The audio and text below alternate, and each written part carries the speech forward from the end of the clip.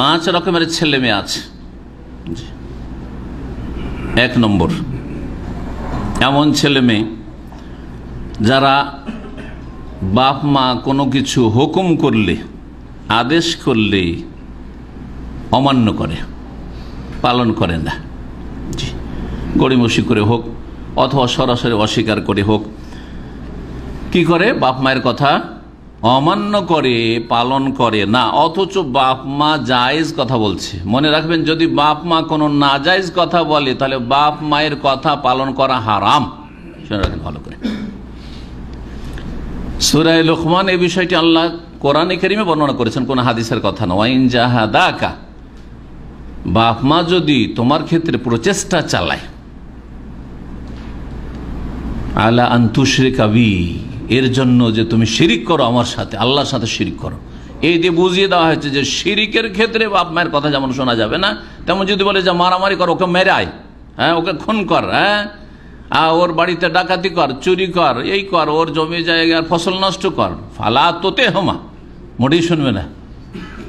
চল মিলাদের নিয়ে চল, বিদাত কর, এই সেই, হ্যাঁ, তোর মা মারা গেছে, মায়ের নামে খাবার ব্যবস্থা কর, হ্যাঁ, 40 কর, কোরআন খানি করে বক্সা, তোর মাকে জান্নাত পাঠাইতে হবে, ফালা তোতে হমা, কথা শুনিও না, আল্লাহ বলছে। তুই স্কুল কলেজ এখন লেখাপড়া করছিস, তুই রাত 12টা 1টায় শুয়েছিস, ফজরে উঠতে হবে না? রমজান মাসে তোকে ক্লাস করতে হচ্ছে, স্কুলে যেতে হচ্ছে, স্কুল কলেজ থেকে আসতে হচ্ছে, তো রোজা রাখলে কষ্ট হয়ে যাবে, তোর রোজা রাখতে হবে না? ফালা তোতে হমা, শুনবে না, খবরদার শুনবে না, আল্লাহ বলছে। লা তাআতা লি মাখলুকিন ফি মাসিয়াতিল খালিক, আল্লাহর নাফরমানি করতে যদি বলে মা বাবা, ওস্তাদ, শেখ, আলেম, আল্লামা আর পীর মুর্শিদ, ফালা তোতে হোমা, তাদের কথা শুনবে না, আল্লাহ বলছে। ও সাহেব হোমা ফি দুনিয়া মা, আল্লাহর পরে মাতা পিতার হক, মাতা পিতারই যদি গুনার কথাই আনুগত্য করা হারাম হয়, তাহলে ওস্তাদ পড়ে, হ্যাঁ, আলেম পড়ে, আপনার ইমাম সাহেব পড়ে, আপনার হুজুর পড়ে, আপনার পীর পড়ে, খবরদার তাদের কথা শুনবে না। ও সাহেব হোমা ফি দুনিয়া মারুফা, তবে তাদের সাথে খারাপ ব্যবহার করিয়া, তোমাকে একটা খারাপ শিরক বিদআতের জন্য বলছে, অত কোনো পাপের জন্য বলছে, রোজা রাখতে নিষেধ করছে, দাড়ি ছাড়তে নিষেধ করছে।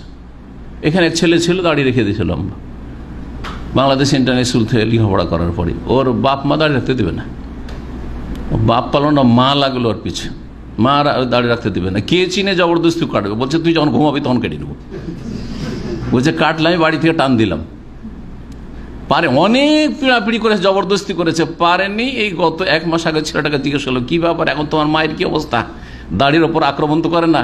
বলছেন না, এখন ঠান্ডা হয়ে গেছে, দেখছি আর পারলাম না, ছেলেকে ঠান্ডা হয়ে গেছে। ফালা তোতে হমা, শুনিও না তাদের কথা।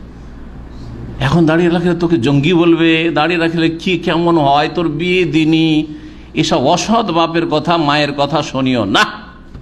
জি, ভালো করে শুনে না। জি, শরীয়তের একটা মানদণ্ড আছে, দাঁড়ি পাল্লা আছে। জি, তাদের কথা শোনা যাবে না এইসব ক্ষেত্রে, আল্লাহর নাফরমানির ক্ষেত্রে, ঠিক না? তাদের কথা শোনা ফরজ আল্লাহর কথার পরে, যদি তারা জায়েজ কথা বলে। এটা হচ্ছে মাপকাঠি, মিজান। বাপ মা কোন হুকুম করেছে, জায়েজ হুকুম অথবা সুন্নাত হুকুম শরীয়তে, অথবা ওয়াজিব হুকুম, ফরজ শরীয়তে, ফরজ নামাজ পড়তে যেতে বলছে, হ্যাঁ, আজানের সাথে মসজিদে যেতে বলছে, হ্যাঁ, জামাত ধরতে বলছে, ফজরে উঠতে বলছে, আর যদি না শুনে, যাও যাও তোমার কাজ তুমি করো, ফাহাজা আকুন, এই ছেলে হচ্ছে অবাধ্য, নাফরমান। আর নবী করিম সাল্লাল্লাহু আলাইহি ওয়াসাল্লাম হাদিস শোনাইলাম এখন, লা ইয়াদখুলুল জান্নাতা মান্নানুন ওয়ালা আকুন, যে অবাধ্য নাফরমান ছেলে মেয়ে, সে কি হবে?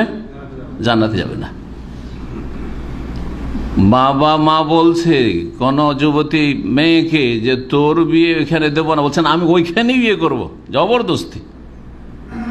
নাফরমান, অবাধ্য। কারণ ওলি ছাড়া এইভাবে গায়ের জোরে বিয়ে হয় না, ঠিক আছে, সম্মতি ঠিক আছে। আবার বাবা মায়ের জন্য জায়েজ না যে জবরদস্তি করে কোনো জায়গাতে বিয়ে দেবে, সেটাও জায়েজ নাই।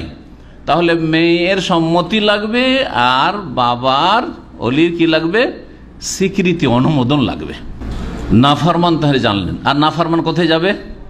অবাধ্য, বাপ মায়ের যে অবাধ্য, হুকুম করছে পালন করেন না, বলছে যা এইদিকে যা ওইদিকে যায়, এই কাজ কর ওই কাজ করে, বলে যা সংসারের কাজ কর, সকালে উঠে বলে হ্যাঁ কৃষি কাজ হয়তো করে, কৃষি কাজ যেতে বলছে, হ্যাঁ দোকানে যেয়ে বসতে বলছে, না যাব না, ঘুমিয়ে থাকে। এরকম আমাদের দেশের ছেলেরা আছে, যুবকরা। জি, হয়তো এক ভাই এখানে চাকরি করে, ফিরি ফিরি ওর হোটেলে খায় আর সারাদিন ঘুমায়, একটু আড্ডা ফাড্ডা দিল, ব্যাস বাবা বলছে মা বলছে যে যা একটু দোকানপাটে যা, একটু কাজকর্মে যা, মাঠে ঘাটে যাবো, যাবে না, না যাব না। এ হচ্ছে নাফরমান ও অবাধ্য, জান্নাতে যাবে না, নবী করিম সাল্লাল্লাহু আলাইহি ওয়াসাল্লাম বলেছেন। 1 নম্বর।